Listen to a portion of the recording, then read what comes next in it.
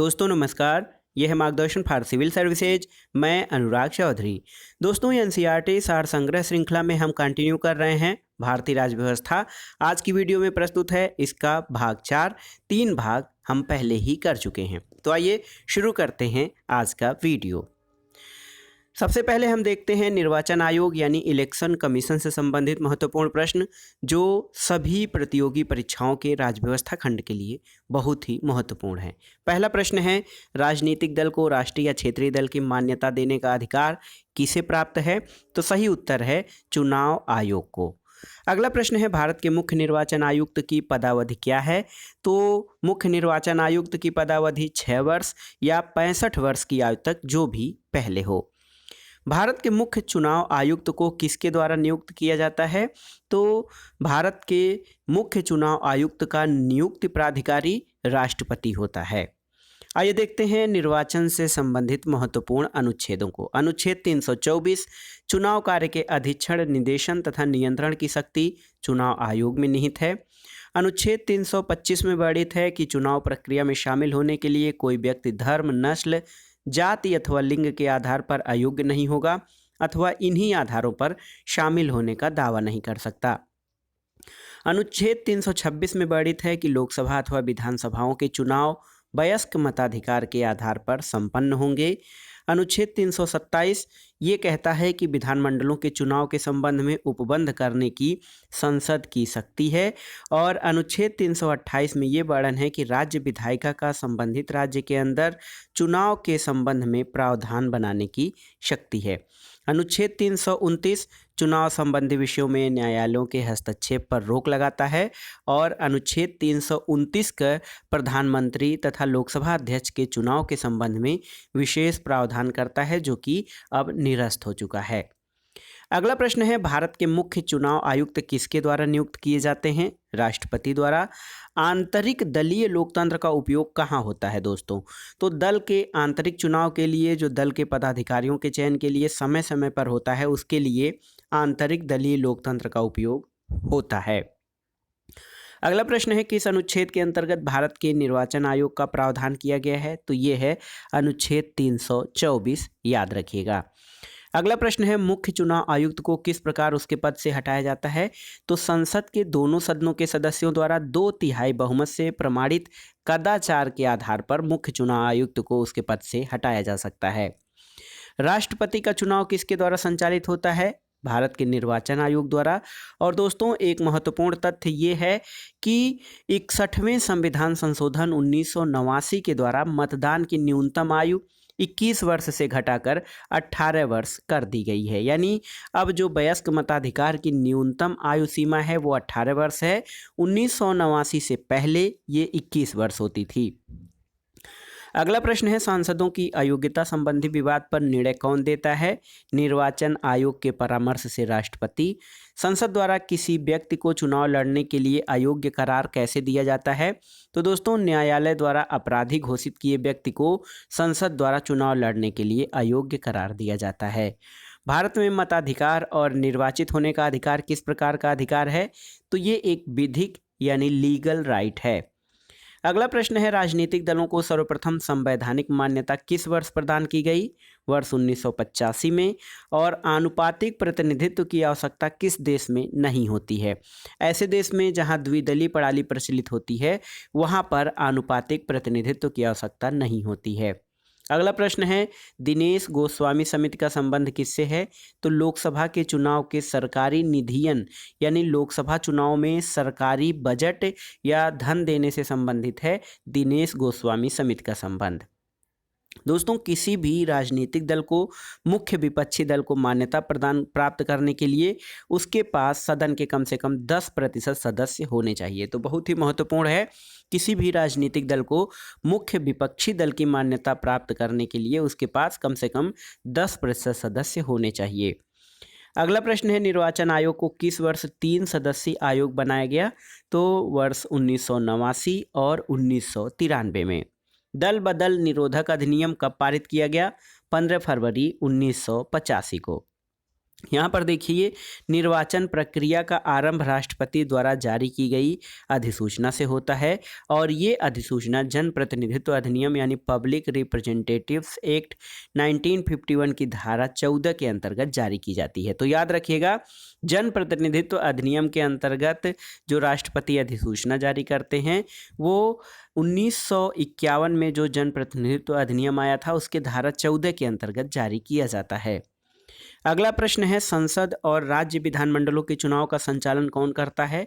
तो ये निर्वाचन आयोग के द्वारा किया जाता है। आइए जानते हैं प्रमुख आयोग यानी विभिन्न प्रकार के जो आयोग हैं उनसे संबंधित प्रश्न।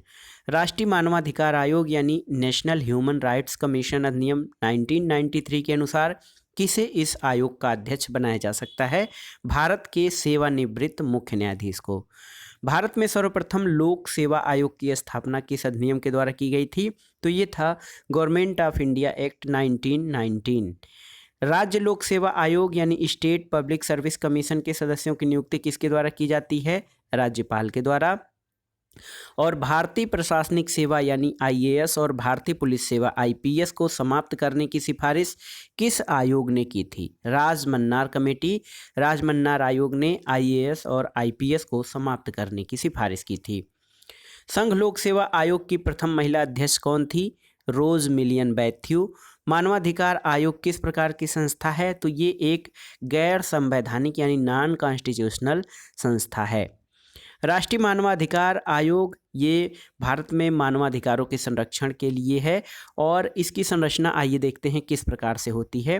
तो राष्ट्रीय मानवाधिकार आयोग के अध्यक्ष उच्चतम न्यायालय का सेवानिवृत्त मुख्य न्यायाधीश या उच्चतम न्यायालय का सेवानिवृत्त न्यायाधीश होते हैं।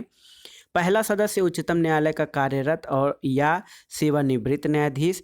दूसरे सदस्य उच्च न्यायालय के कार्यरत व सेवानिवृत्त मुख्य न्यायाधीश। तीसरे सदस्य मानवाधिकार से संबंधित कार्य अनुभव अथवा विशेष जानकारी वाले 2 व्यक्ति। पदेन सदस्यों में जो होते हैं, देखिए पदेन सदस्यों में राष्ट्रीय अल्पसंख्यक आयोग का अध्यक्ष, राष्ट्रीय अनुसूचित जाति आयोग का अध्यक्ष, राष्ट्रीय अनुसूचित जनजाति आयोग के अध्यक्ष, राष्ट्रीय महिला आयोग के अध्यक्ष, पिछड़ा वर्ग आयोग का अध्यक्ष, विकलांग व्यक्तियों के लिए मुख्य आयुक्त और राष्ट्रीय बाल अधिकार सुरक्षा आयोग के मुख्य आयुक्त राष्ट्रीय मानवाधिकार आयोग में शामिल होते हैं। दोस्तों, भारत के प्रथम लोकपाल की नियुक्ति कर दी गई है। आइए इसके महत्वपूर्ण तथ्यों को जानते हैं।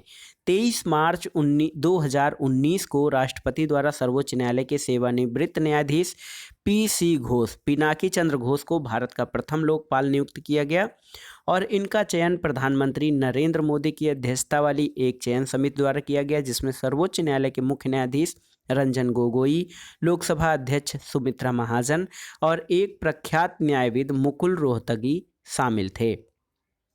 तो भारत के प्रथम लोकपाल पिनाकी चंद्र घोष।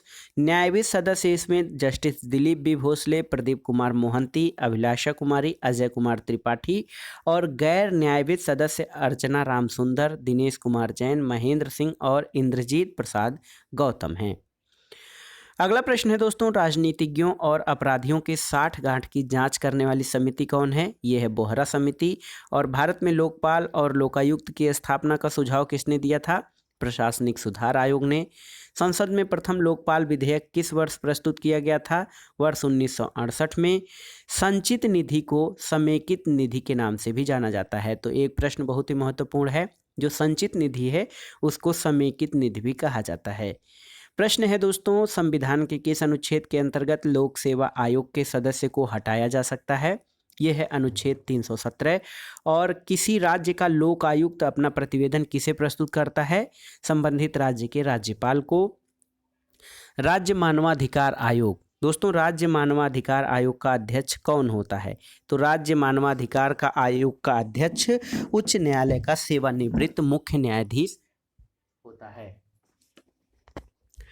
अगला प्रश्न है दोस्तों, उत्तर प्रदेश लोक सेवा आयोग यानी यूपीपीएससी के व्यय किस निधि पर भारित होते हैं? ये बहुत ही महत्वपूर्ण प्रश्न है। तो राज्य की संचित निधि पर भारित होते हैं उत्तर प्रदेश लोक सेवा आयोग के व्यय। लोक सेवा आयोग में दोस्तों एक अध्यक्ष के अतिरिक्त 10 अन्य सदस्य होते हैं। तो आपको याद होना चाहिए, लोक सेवा आयोग में एक अध्यक्ष के अतिरिक्त 10 अन्य सदस्य होते हैं।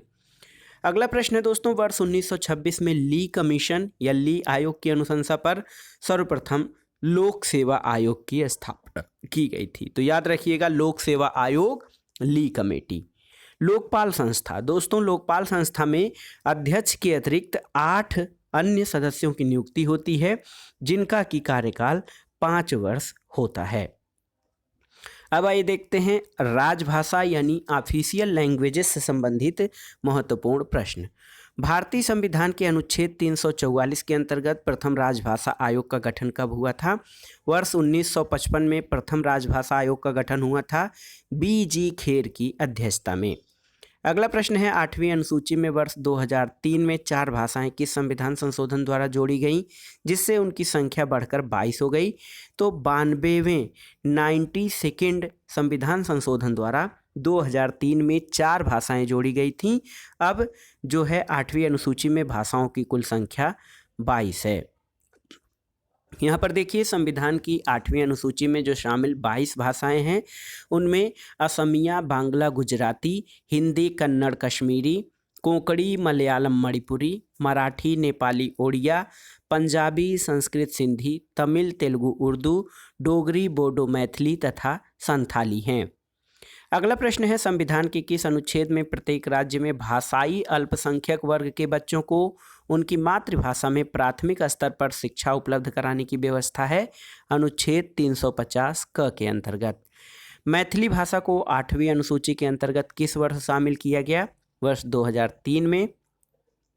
दोस्तों 71वें संविधान संशोधन द्वारा वर्ष 1992 में संविधान की 8वीं अनुसूची में नेपाली, कोंकणी और मणिपुरी भाषाएं जोड़ी गई थी।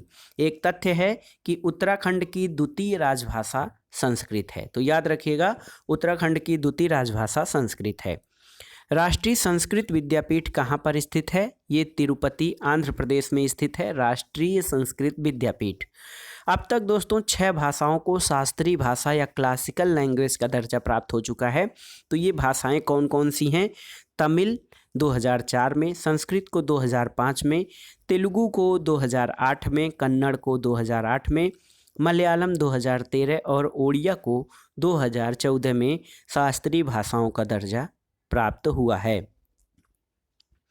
राजभाषा से संबंधित अनुच्छेद देखते हैं। अनुच्छेद 343 संघ की राजभाषा और अनुच्छेद 344 में राजभाषा पर संसदीय आयोग और समितियां बनाने की बात की गई है। क्षेत्रीय भाषाओं से संबंधित उपबंध जो हैं, अनुच्छेद 345 राज्य की राजभाषा अथवा राजभाषाएं से संबंधित है।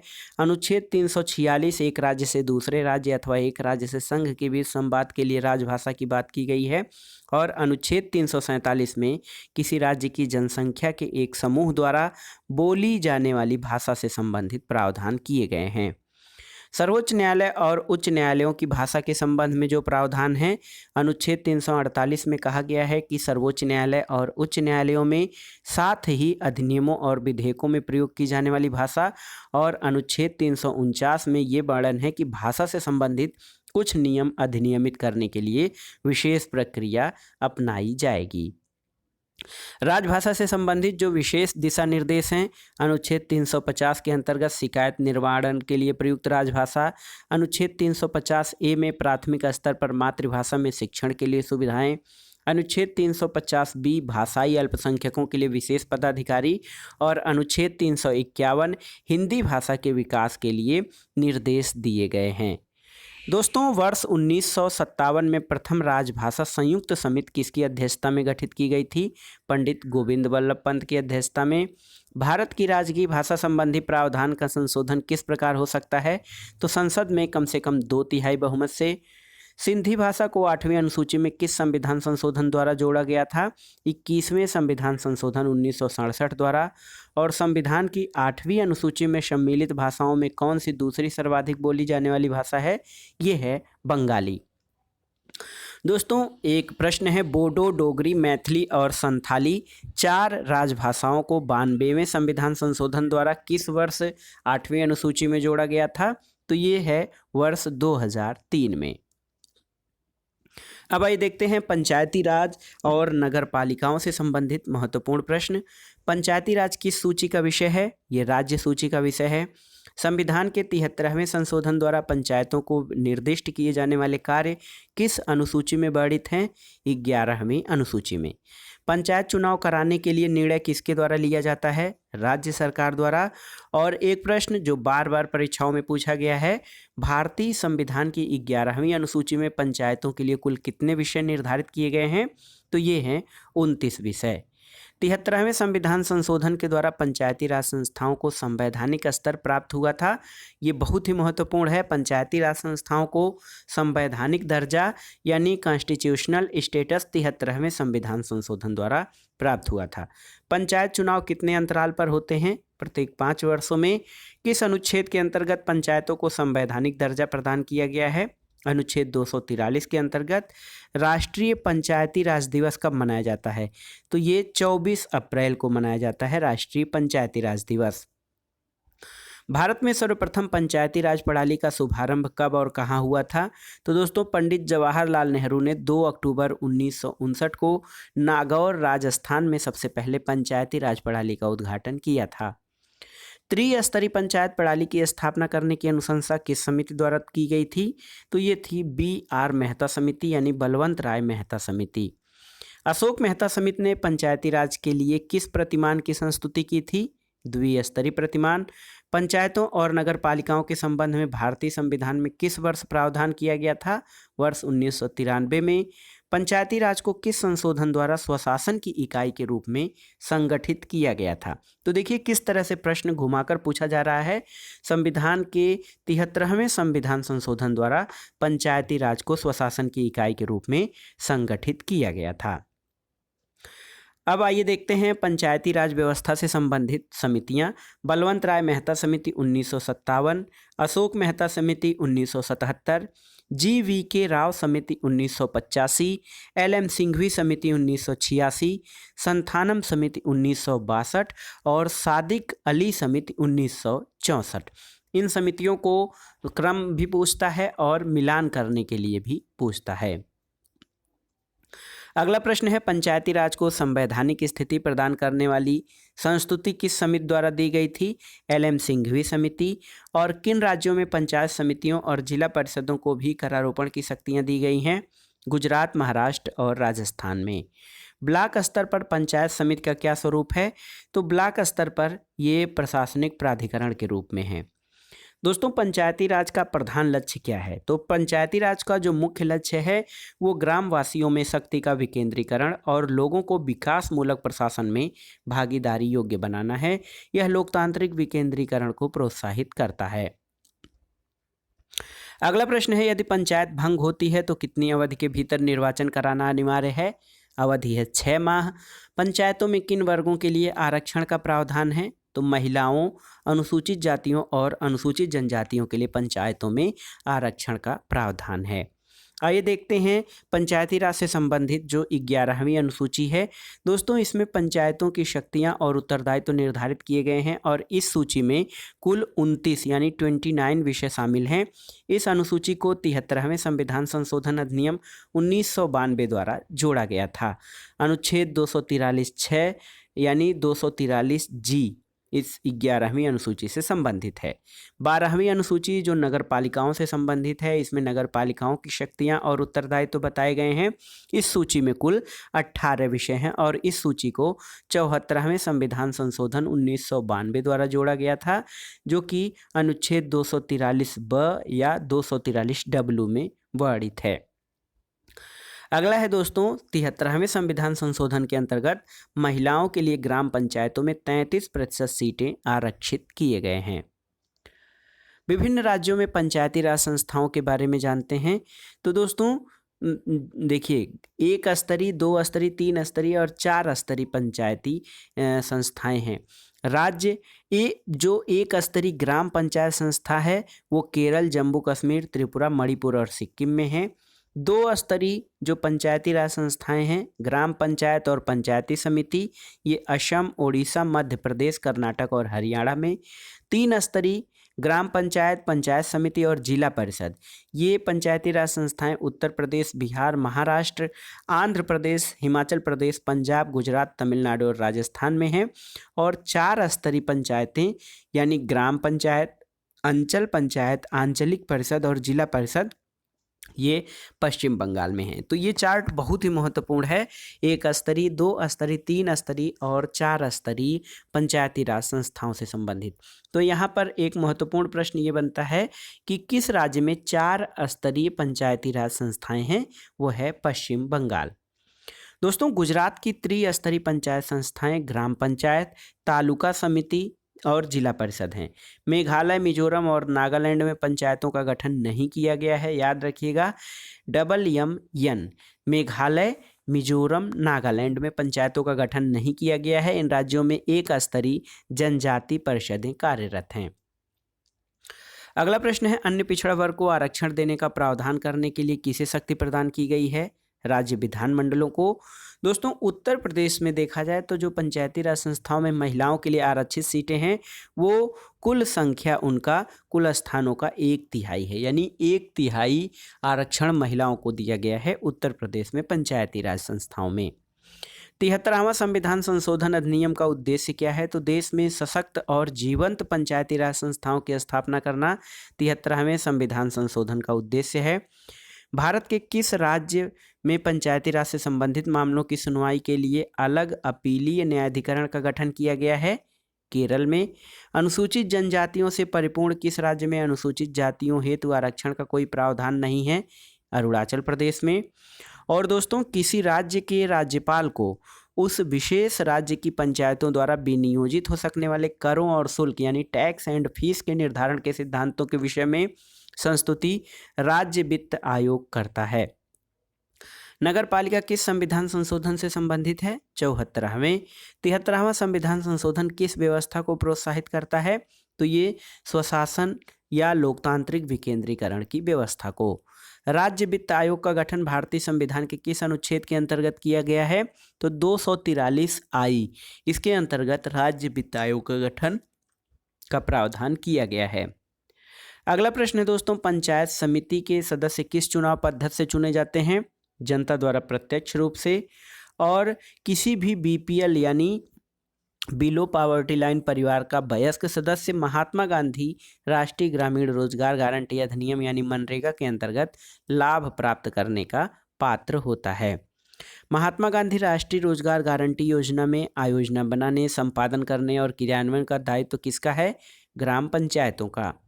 भारत के किस राज्य में पंचायतों में अल्पसंख्यकों के लिए आरक्षण प्राप्त है? ये आंध्र प्रदेश है।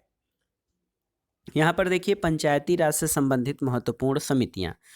पंचायती राज संस्थाओं के अधिकारों और प्रकारों के स्थानांतरण के लिए गठित टास्क फोर्स, ये इसकी अध्यक्षता ललित माथुर द्वारा की गई थी। 2001 में ये समिति गठित हुई थी। निम्नतम स्तर पर नियोजन के लिए गठित विशेषज्ञ समूह वी रामचंद्रन की अध्यक्षता में 2005 में गठित किया गया। जिला स्तर नियोजन की नियमावली तैयार करने का कार्यदल श्रीमती राजवंत संधू की अध्यक्षता में 2008 में गठित किया गया। DRDA यानी जिला ग्रामीण विकास एजेंसी के पुनर्गठन के लिए गठित समिति वी रामचंद्रन की अध्यक्षता में 2010 में गठित की गई। और आम वस्तुओं और सेवाओं की कुशल आपूर्ति के लिए पंचायतों के उत्तोलन की विशेषज्ञ समिति मणिशंकर अय्यर की अध्यक्षता में 2012 में गठित की गई थी। दोस्तों, नगर पालिकाओं को 12वीं अनुसूची में वर्णित कुल 18 विषयों पर विधि बनाने की शक्ति प्रदान की गई है। तो जो हमारी ग्राम पंचायतें हैं उनको 29 विषयों पर और नगर पालिकाओं को 18 विषयों पर विधि बनाने की शक्ति है। अब आइए देखते हैं कॉन्स्टिट्यूशनल अमेंडमेंट यानी संविधान संशोधन से संबंधित प्रश्नों को। संविधान संशोधन का प्रावधान किस अनुच्छेद में है? अनुच्छेद 368 में। भारतीय संविधान में संशोधन के लिए संसद के किस सदन में विधेयक लाया जा सकता है? लोकसभा अथवा राज्यसभा किसी भी सदन में। किस संविधान संशोधन अधिनियम को लघु संविधान या मिनी कॉन्स्टिट्यूशन कहा जाता है? ये 42वां संविधान संशोधन है। यहाँ पर आइए दोस्तों देखते हैं साधारण बहुमत से संशोधित किए जाने वाले कुछ उपबंधों के बारे में। अनुच्छेद 2, 3 और 4 संसद को विधि द्वारा ये अधिकार देते हैं कि वह भारतीय संघ में नए राज्य को शामिल कर सके और राज्यों की सीमा परिवर्तन द्वारा नए राज्यों का निर्माण कर सके। इसके अलावा अनुच्छेद 75, 97, 125, 165(5) और 221(2) ये द्वितीय अनुसूची में परिवर्तन की अनुमति देते हैं। अनुच्छेद 150(3) संसद द्वारा पारित किए जाने पर संसदीय विशेषाधिकारों की व्यवस्था करता है।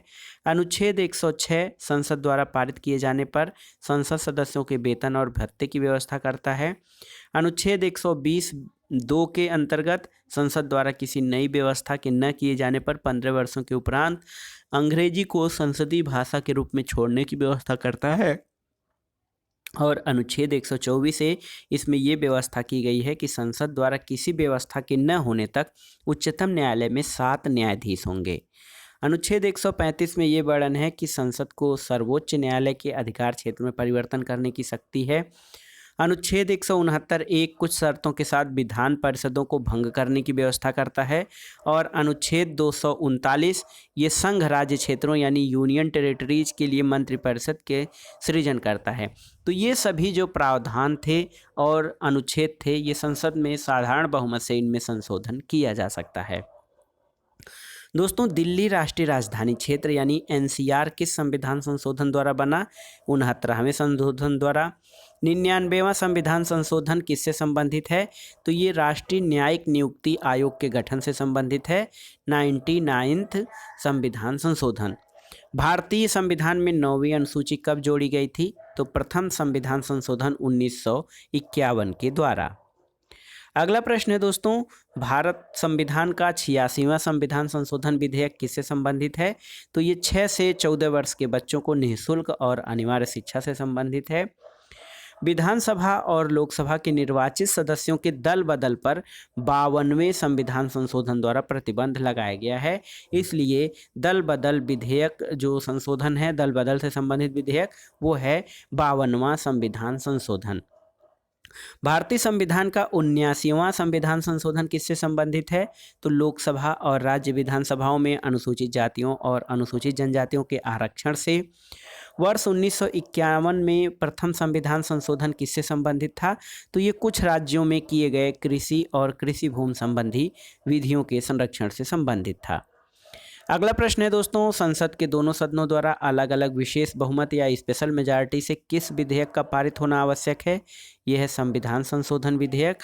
और सर्वोच्च न्यायालय ने गोलकनाथ बनाम पंजाब राज्य विवाद में सबसे पहले संविधान संशोधन शक्ति को सीमित किया। तो बहुत ही महत्वपूर्ण है, संसद द्वारा संसद की संविधान संशोधन शक्ति को सीमित किया जाना, ये सर्वोच्च न्यायालय ने गोलकनाथ बनाम पंजाब राज्य विवाद में किया था। अगला प्रश्न है, भारतीय संविधान संशोधनों में किस संशोधन द्वारा केंद्रीय मंत्रिमंडल के आकार का लोकसभा की कुल सदस्य संख्या का 15% तक सीमित कर दिया गया? ये था 91वां संविधान संशोधन। अब आइए देखते हैं विशेष बहुमत और राज्यों के अनुसमर्थन द्वारा पारित होने वाले संशोधन के अंतर्गत आने वाले विषय। अनुच्छेद 54 राष्ट्रपति का निर्वाचन। अनुच्छेद 55 राष्ट्रपति के निर्वाचन की प्रक्रिया। अनुच्छेद 73 संघ की कार्यपालिका शक्ति का विस्तार। अनुच्छेद 162 राज्यों की कार्यपालिका शक्ति का विस्तार। अनुच्छेद 241 संघ राज्य क्षेत्रों के लिए उच्च न्यायालय। भाग 5 अध्याय 4 संघ की न्यायपालिका। भाग 6 अध्याय 5 राज्यों के उच्च न्यायालय। भाग 11 अध्याय 1 संघ और राज्यों के बीच विधायी संबंध। 7वीं अनुसूची के किसी सूची यानी संघ सूची, राज्य सूची या समवर्ती सूची में संशोधन। संसद में राज्यों का प्रतिनिधित्व अनुसूची 4 और स्वयं अनुच्छेद 368 जो कि संविधान संशोधन की प्रक्रिया।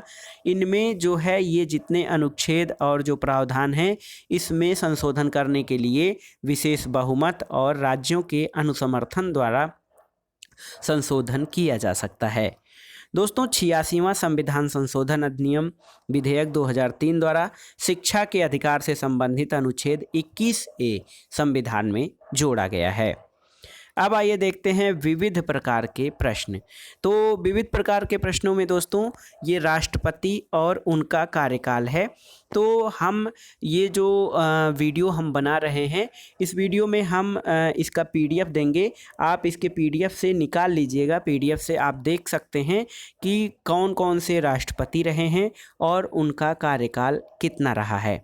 लेकिन आइए मोटे मोटे तौर पे हम देख लेते हैं राष्ट्रपति और उनके कार्यकाल को। डॉक्टर राजेंद्र प्रसाद भारत के प्रथम राष्ट्रपति रहे हैं और इनका कार्यकाल दोस्तों 26 जनवरी 1950 से 13 मई 1962 तक रहा है। और इनके बारे में विशिष्ट तथ्य ये है कि ये संविधान सभा के अध्यक्ष भी थे। दूसरे राष्ट्रपति डॉक्टर सर्वपल्ली राधाकृष्णन रहे, ये भारत के प्रथम उपराष्ट्रपति भी रहे। डॉक्टर जाकिर हुसैन 13 मई 1967 से 3 मई 1969 तक भारत के राष्ट्रपति रहे और डॉक्टर जाकिर हुसैन की कार्यकाल में ही मृत्यु हो गई थी। वीवी गिरी ये कार्यवाहक राष्ट्रपति रहे, उपराष्ट्रपति पद को भी इन्होंने सुशोभित किया। मोहम्मद हिदायतुल्लाह ये कार्यवाहक राष्ट्रपति रहे और ये भारत के तत्कालीन मुख्य न्यायाधीश थे। वाराहगिरी वेंकट गिरी वीवी गिरी ये स्वतंत्र उम्मीदवार के रूप में जीते और उस समय इनका कार्यकाल 24 अगस्त 1969 से 24 अगस्त 1974 तक था। फखरुद्दीन अली अहमद ये केंद्रीय मंत्री भी रहे थे। 24 अगस्त 1974 से 11 फरवरी 1977 तक इनका कार्यकाल रहा। वीडी जत्ती कार्यवाहक राष्ट्रपति रहे और नीलम संजीव रेड्डी दोस्तों इनका कार्यकाल 25 जुलाई 1977 से 25 जुलाई 1982 तक रहा। ये निर्विरोध राष्ट्रपति निर्वाचित हुए थे, जबकि 1969 में ये राष्ट्रपति चुनाव हार गए थे। ज्ञानी जैल सिंह 7वें क्रम के भारत के राष्ट्रपति रहे 25 जुलाई 1982 से 25 जुलाई 1987 तक। ये प्रथम सिख राष्ट्रपति रहे। आर वेंकट रमण ये उपराष्ट्रपति भी रह चुके हैं। 9वें क्रम पे शंकर दयाल शर्मा हैं जो कि 25 जुलाई 1992 से 25 जुलाई 1997 तक राष्ट्रपति रहे और डॉक्टर शंकर दयाल शर्मा भारत के उपराष्ट्रपति भी रह चुके थे। के आर नारायणन उपराष्ट्रपति और इनके बारे में विशिष्ट तथ्य ये है कि इन्होंने 4 प्रधानमंत्रियों के साथ कार्य किया था। के आर नारायणन ने। डॉक्टर APJ अब्दुल कलाम 25 जुलाई 2002 से 25 जुलाई 2007 तक राष्ट्रपति रहे। ये प्रथम वैज्ञानिक राष्ट्रपति थे और इन्हें भारत का मिसाइल मैन भी कहा जाता है। श्रीमती प्रतिभा पाटिल 25 जुलाई 2007 से 25 जुलाई 2012 तक राष्ट्रपति रहीं और ये प्रथम महिला राष्ट्रपति थीं। प्रणब मुखर्जी 25 जुलाई 2012 से 25 जुलाई 2017 तक भारत के राष्ट्रपति रहे और प्रथम बंगाली राष्ट्रपति होने का गौरव इन्हें प्राप्त है। भारत के वर्तमान राष्ट्रपति श्री रामनाथ कोविंद हैं। 25 जुलाई 2017 से वर्तमान में हैं और ये उत्तर प्रदेश मूल के प्रथम राष्ट्रपति हैं। अब आइए देखते हैं भारत के मुख्य न्यायाधीश यानी चीफ जस्टिस ऑफ इंडिया। दोस्तों चीफ जस्टिस ऑफ इंडिया का जो क्रम है उसमें पहले स्थान पर भारत के प्रथम मुख्य न्यायाधीश H.J. कानिया यानी हीरा लाल जे कानिया थे, जिनका कार्यकाल 26 जनवरी 1950 से 6 नवंबर 1951 था। दूसरे M. पतंजलि शास्त्री, तीसरे मेहरचंद महाजन, चौथे मुख्य न्यायाधीश V.K. मुखर्जी, 5वें पर S.R. दास, 6वें पर भुवनेश्वर प्रसाद सिन्हा, 7वें स्थान पर P.V. गजेंद्र गडकर, 8वें क्रम पर A.K. सरकार, 9वें क्रम पर K. सुब्बा राव, 10वें स्थान पर K.N. बांचू, 11वें मुख्य न्यायाधीश M. Hidayatullah, 12वें J.C. Shah, 13वें M.S.M. Sikri, 14वें Ajit नाथ रे, H.M. बेग 15वें मुख्य न्यायाधीश, 16वें Y.V. चंद्रचूड़, 17वें मुख्य न्यायाधीश P.N. भगवती, 18वें R.S. पाठक, 19वें E.S. वेंकट रमैया, 20वें मुख्य न्यायाधीश सब्यसाची मुखर्जी, 21वें मुख्य न्यायाधीश रंगनाथ मिश्रा, 22वें K.N. सिंह, 23वें M.H. कानिया, 24वें मुख्य न्यायाधीश ललित मोहन शर्मा, 25वें M.N. वेंकट चलैया, 26वें जो थे वो A.M. अहमदी, 27वें मुख्य न्यायाधीश J.S. शर्मा, 28वें M.M. पुंछी, 29वें आदर्श सेन आनंद, 30वें S.P. भरूचा, 31वें भूपेंद्र नाथ कृपाल, 32वें G.V. पटनायक, 33वें मुख्य न्यायाधीश विश्वेश्वर नाथ खरे, 34वें मुख्य न्यायाधीश भारत के S. राजेंद्र बाबू, 35वें रमेश चंद्र लोहाटी और 36वें Y.K. सबरवाल रहे। 37वें मुख्य न्यायाधीश K.G. बालाकृष्णन, H.S. कपाड़िया, 38वें 39वें स्थान पर या 39वें क्रम पर अल्तमस कबीर, 40वें मुख्य न्यायाधीश पी सदाशिवम, 41वें आर एम लोढ़ा, 42वें एच एल दत्तू, 43वें तीरथ सिंह ठाकुर, 44वें क्रम पर जगदीश सिंह खेहर, 45वें दीपक मिश्रा, 46वें रंजन गोगोई और 47वें जो कि शरद अरविंद बोबड़े, ये भारत के मुख्य न्यायाधीशों का क्रम रहा। अब आइए देखते हैं भारत के मुख्य निर्वाचन आयुक्त। तो अगर जो हम देखें कि भारत के प्रथम मुख्य निर्वाचन आयुक्त कौन थे, तो सुकुमार सेन भारत के प्रथम मुख्य निर्वाचन आयुक्त थे 21 मार्च 1950 से 19 दिसंबर 1958 तक। और यहाँ पर देखा जाए तो श्रीमती वी एस रमा देवी, यहाँ पर देखिए श्रीमती वी एस रमा देवी भारत की प्रथम महिला मुख्य निर्वाचन आयुक्त रही हैं 26 नवंबर 1990 से 11 दिसंबर 1990 तक इनका कार्यकाल रहा है। टी.एन. शेषन का कार्यकाल पारदर्शी चुनाव के लिए माना जाता है। और देखिए यहाँ पर वर्तमान में सुनील अरोड़ा भारत के मुख्य निर्वाचन आयुक्त हैं। विशेष ये है देश की प्रथम महिला मुख्य चुनाव आयुक्त श्रीमती वी एम रमा देवी, ये कार्यवाहक मुख्य चुनाव आयुक्त थी। और देश के प्रथम मुस्लिम मुख्य चुनाव आयुक्त डॉक्टर एस वाई कुरैशी यानी शहाबुद्दीन याकूब कुरैशी थे। और इनका क्रम जो कुरैशी साहब का है, एस वाई कुरैशी का 17वां 30 जुलाई 2010 से 10 जून 2012 तक एस वाई कुरैशी का जो है कार्यकाल रहा था। अब आइए देखते हैं बहुत ही महत्वपूर्ण भारत के प्रधानमंत्री। तो प्रथम प्रधानमंत्री भारत के पंडित जवाहरलाल नेहरू थे। 15 अगस्त 1947 से 27 मई 1964 तक इनका कार्यकाल रहा और भारत के प्रधानमंत्री की मृत्यु उनकी पदावधि के दौरान हुई थी। गुलजारी लाल नंदा प्रथम कार्यवाहक प्रधानमंत्री थे। लाल बहादुर शास्त्री ये प्रथम प्रधानमंत्री जिनकी विदेश में आधिकारिक यात्रा के दौरान मृत्यु हुई थी। गुलजारी लाल नंदा दूसरी बार कार्यवाहक प्रधानमंत्री बने। इंदिरा गांधी का कार्यकाल 24 जनवरी 1966 से 24 मार्च 1977 तक है, भारत की प्रथम महिला प्रधानमंत्री थीं। मोरारजी देसाई 24 मार्च 1977 से 28 जुलाई 1979 तक सबसे अधिक आयु यानी 81 वर्ष और प्रथम प्रधानमंत्री जिन्होंने अपने पद से त्यागपत्र दिया था। चौधरी चरण सिंह 28 जुलाई 1979 से 14 जनवरी 1980 तक रहे, एकमात्र प्रधानमंत्री जो संसद के किसी अधिवेशन में शामिल नहीं हुए।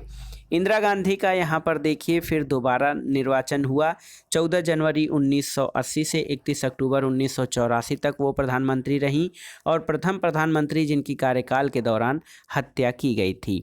राजीव गांधी उनके बाद, इंदिरा गांधी के बाद पुनः राजीव गांधी प्रधानमंत्री बने। 31 अक्टूबर 1984 से 1 दिसंबर 1989 तक इनका कार्यकाल रहा और सबसे कम उम्र के प्रधानमंत्री 40 वर्ष की उम्र में बने।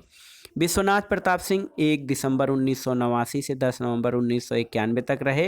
ये प्रथम प्रधानमंत्री थे जिन्हें अविश्वास प्रस्ताव द्वारा पद छोड़ना पड़ा।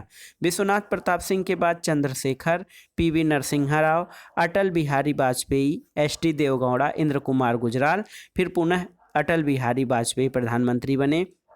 उसके बाद मनमोहन सिंह, इनका कार्यकाल 18 मार्च 2004 से 26 मई 2014 तक रहा, यानी लगातार दो कार्यकाल तक डॉक्टर मनमोहन सिंह प्रधानमंत्री रहे और इन्हें भारत में उदारीकरण के जनक की संज्ञा दी जाती है। नरेंद्र मोदी 18वें क्रम पर हैं, 26 मई 2014 से वर्तमान में वो प्रधानमंत्री हैं और ये प्रथम मुख्यमंत्री जो सीधे प्रधानमंत्री बने थे।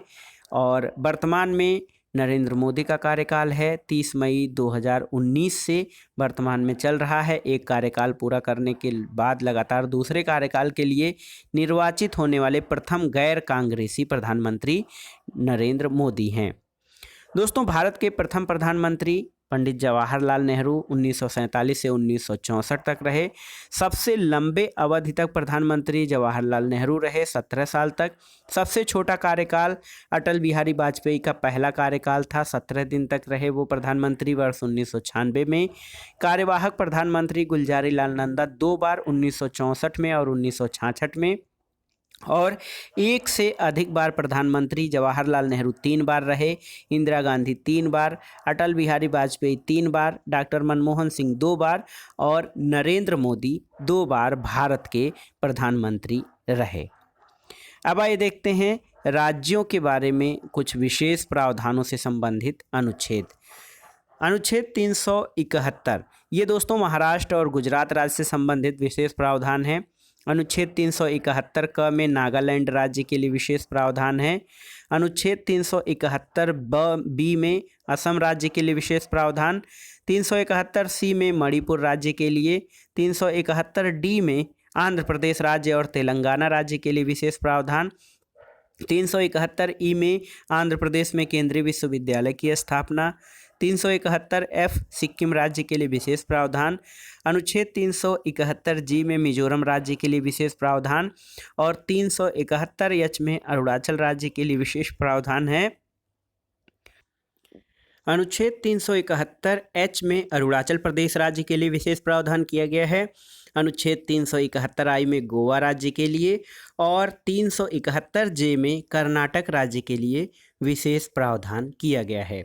अब ये देखते हैं जनजाति क्षेत्र या ट्राइबल एरिया से संबंधित। असम के जो जनजाति क्षेत्र हैं, दीमा हसाओ जिला, इसका पूर्व नाम उत्तरी कछार पहाड़ी जिला था, दूसरा कार्बी आंगलांग जिला और तीसरा बोडोलैंड प्रदेश क्षेत्र जिला है जो असम के जनजाति क्षेत्र में शामिल हैं। मेघालय में 3 जिले, खासी पहाड़ी जिला, जयंतिया पहाड़ी जिला और गारो पहाड़ी जिला जनजाति क्षेत्र के अंतर्गत, त्रिपुरा में त्रिपुरा जनजाति क्षेत्र जिला, मिजोरम में चकमा जिला और मारा जिला, ये दोनों जनजाति क्षेत्रों के अंतर्गत शामिल हैं। अब आइए देखते हैं राष्ट्राध्यक्षों या शासनाध्यक्षों के निवास स्थल। ये बहुत ही महत्वपूर्ण है और सामान्य जीके के अंतर्गत ये पूछा जाता है। दोस्तों क्रेमलिन ये रूस के राष्ट्रपति का जो है निवास स्थल है जो मॉस्को में स्थित है। 24 ससेक्स ड्राइव ये कनाडा के प्रधानमंत्री का निवास स्थल है, ओटावा में स्थित है। राष्ट्रपति भवन भारत के राष्ट्रपति का निवास स्थल नई दिल्ली में है। 10 डाउनिंग स्ट्रीट ब्रिटेन के प्रधानमंत्री का आवास है, लंदन में है। क्रिवीरेनिल पैलेस ये इटली के राष्ट्रपति का निवास है, रोम में है। लास पिनोस मैक्सिको के राष्ट्रपति का आवास है, ये मैक्सिको सिटी में स्थित है।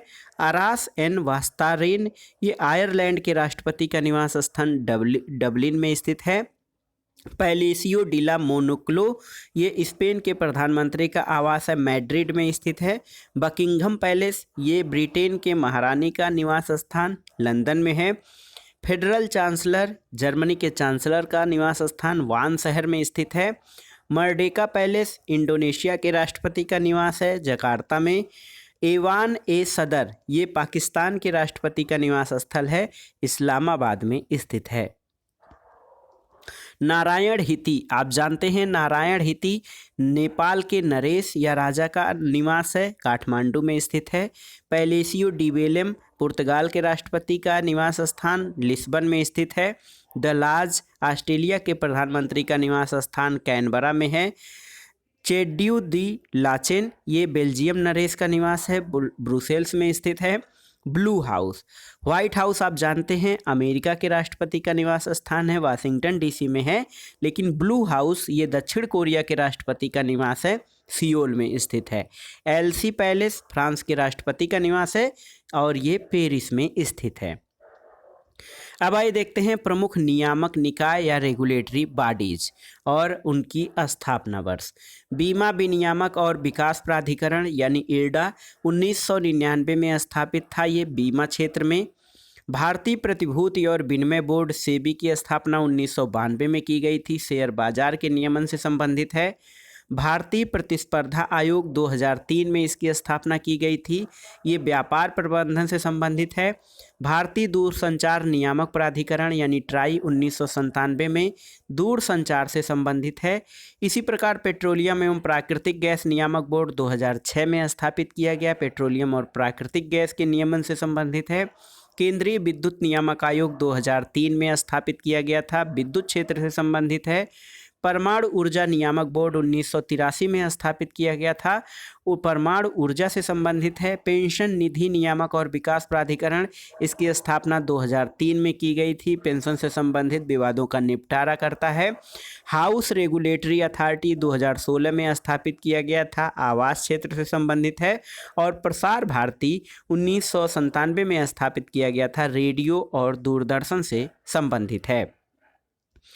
अब देखिए मिसलेनियस या विविध प्रकार में देखते हैं देश के अर्धसैनिक सुरक्षा बलों के संबंध में। तो दोस्तों भारत तिब्बत सीमा पुलिस ITBP, इसकी स्थापना 1962 में की गई थी। इसका मुख्यालय नई दिल्ली में है और ये भारत तिब्बत सीमा की निगरानी करता है। असम राइफल्स, इसकी स्थापना 1835 में की गई थी। इसका मुख्यालय शिलांग में और असम में है। ये पूर्वोत्तर राज्यों की सुरक्षा के लिए गठित किया गया था। केंद्रीय रिजर्व पुलिस बल यानी CRPF, central reserve police force, 1939 में इसकी स्थापना की गई थी। इसका मुख्यालय नई दिल्ली में है और ये इंटरनल सिक्योरिटी यानी आंतरिक सुरक्षा से संबंधित है। त्वरित कार्रवाई बल रैपिड एक्शन फोर्स 1992 में स्थापित किया गया, मुख्यालय नई दिल्ली में है, सांप्रदायिक दंगा नियंत्रण से संबंधित है। सशस्त्र सीमा बल यानी SSB 1963 में, इसका मुख्यालय नई दिल्ली में है, अंतर्राष्ट्रीय सीमा की सुरक्षा के लिए स्थापित किया गया था। सीमा सुरक्षा बल यानी BSF 1965 में स्थापित किया गया था, मुख्यालय नई दिल्ली में है और भारत नेपाल सीमा की सुरक्षा के लिए है। केंद्रीय औद्योगिक सुरक्षा बल यानी CISF, इसकी स्थापना अर्धसैनिक बल के रूप में 1969 में की गई थी।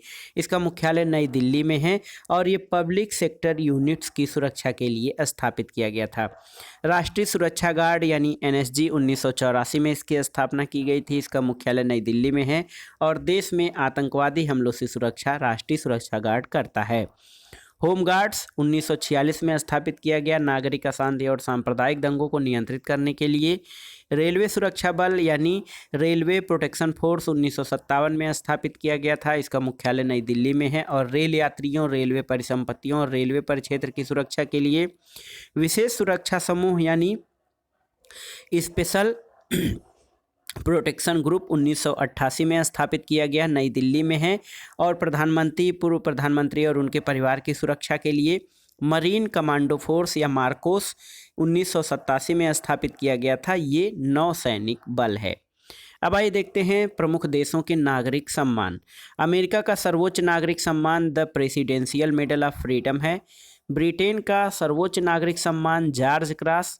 फ्रांस का सर्वोच्च नागरिक सम्मान the Legion d'honneur. Canada का सर्वोच्च नागरिक सम्मान the Order of Merit. Belgium का सर्वोच्च सम्मान ऑर्डर ऑफ द क्राउन है। मैक्सिको का सर्वोच्च नागरिक सम्मान the Order of Aztec Eagle है और जापान का सर्वोच्च नागरिक पुरस्कार Order of the Rising Sun है। आप जानते हैं भारत का जो सर्वोच्च नागरिक सम्मान है वो है भारत रत्न। अब आइए देखते हैं प्रमुख संस्थाएं और उनकी सदस्य संख्या। संविधान सभा दोस्तों गठन के समय 389 सदस्य 292 प्रांतों से और 93 देशी रियासतों से थे तथा 4 कमिश्नरी क्षेत्रों से। स्वतंत्रता के बाद भारतीय संविधान सभा में सीटों की संख्या घटकर 299 रह गई क्योंकि 90 सीटें पाकिस्तान की संविधान सभा में चली गई थीं। लोकसभा की अधिकतम सदस्य संख्या 552, इसमें 530 राज्यों से और 20 केंद्र शासित प्रदेशों से तथा 2 राष्ट्रपति द्वारा नामित सदस्य होते हैं। वर्तमान में 545 सीटें हैं और शेष 7 सीटें पाकिस्तान अधिकृत कश्मीर के लिए निर्धारित हैं। राज्यसभा में अधिकतम सदस्य संख्या 250 होती है, जिनमें 238 राज्यों से और 12 राष्ट्रपति द्वारा साहित्य, कला, विज्ञान और समाज सेवा के क्षेत्र से मनोनीत किए जाते हैं। वर्तमान में राज्यसभा में 245 सदस्य हैं। विधानसभा में अधिकतम सदस्य संख्या दोस्तों 500 सदस्य होती है।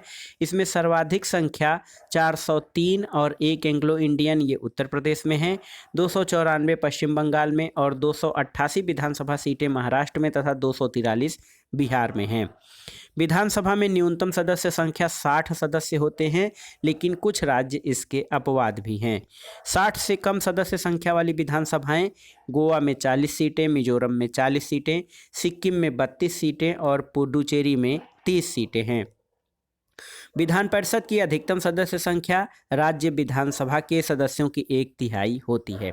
बहुत ही महत्वपूर्ण है, राज्य विधानसभा के सदस्यों की 1/3 होती है विधान परिषद की अधिकतम सदस्य संख्या। न्यूनतम सदस्य संख्या 40 सदस्य विधान परिषदों वाले राज्य जैसे उत्तर प्रदेश, बिहार, महाराष्ट्र, आंध्र प्रदेश, तेलंगाना और कर्नाटक। अब आइए जानते हैं उच्चतम न्यायालय में कुल न्यायाधीशों की संख्या। तो कुल 34 न्यायाधीश, एक मुख्य न्यायाधीश और 33 न्यायाधीश। लोकसभा में सर्वाधिक सदस्य संख्या वाला राज्य उत्तर प्रदेश है। यहाँ से कुल लोकसभा की 80 सीटें हैं। लोकसभा में न्यूनतम सदस्य संख्या वाले राज्य एक सदस्य हैं मिजोरम, नागालैंड, सिक्किम और सभी केंद्र शासित प्रदेश दिल्ली, दादरा और नगर हवेली तथा दमन और दीव को छोड़कर। तो मिजोरम, नागालैंड, सिक्किम और दिल्ली, दादरा और नगर हवेली तथा दमन दीव को छोड़कर एक सदस्य हैं। राज्यसभा में सर्वाधिक सदस्य संख्या वाला राज्य उत्तर प्रदेश है, 31 सदस्य। राज्यसभा में न्यूनतम सदस्य संख्या वाले राज्य एक सदस्य, देखिए गोवा, नागालैंड, मणिपुर, त्रिपुरा, मेघालय, सिक्किम, मिजोरम, अरुणाचल प्रदेश और पुडुचेरी। यहाँ पर राज्यसभा में केवल एक सदस्य हैं। 8वीं अनुसूची में भाषाओं की संख्या। दोस्तों 8वीं अनुसूची में कुल 22 भाषाएं हैं। आपको याद रखना चाहिए कि मूल संविधान में 14 भाषाएं थीं और बाद में अलग अलग समय में इसमें अन्य भाषाएं जोड़ी गई, यानी 8 भाषाएं और जोड़ी गई हैं अलग अलग संविधान संशोधनों में। और अब 8वीं अनुसूची में भाषाओं की कुल संख्या 22 है। गणपूर्ति। दोस्तों गणपूर्ति या कोरम के लिए आवश्यक सदस्य संख्या कितनी है? तो लोकसभा, राज्यसभा, विधानसभा और विधान परिषद में गणपूर्ति सदन की कुल सदस्य संख्या का 1/10 यानी 10वां भाग होता है। किसी सदन में अगर जो 500 सीटें हैं कुल सीटें, तो 50 जो होता है यानी 500 × 1/10, 500 का 1/10वां भाग, 50 जो सीटें होती हैं या 50 संख्या वो गणपूर्ति के बराबर होती है। तो दोस्तों ये था एनसीईआरटी सार संग्रह श्रृंखला भारतीय राज्य व्यवस्था का चौथा भाग। इसका एक भाग और हम कवर करेंगे, तब जाकर हम संपूर्ण भारतीय राज्य व्यवस्था को एक में समाहित करके एक वीडियो बनाएंगे। वीडियो आपको कैसा लगा हमें कमेंट बॉक्स में ज़रूर बताइएगा। वीडियो को लाइक करें, शेयर करें और इस चैनल मार्गदर्शन फॉर सिविल सर्विसेज को सब्सक्राइब करें। वीडियो देखने के लिए धन्यवाद दोस्तों, नमस्कार।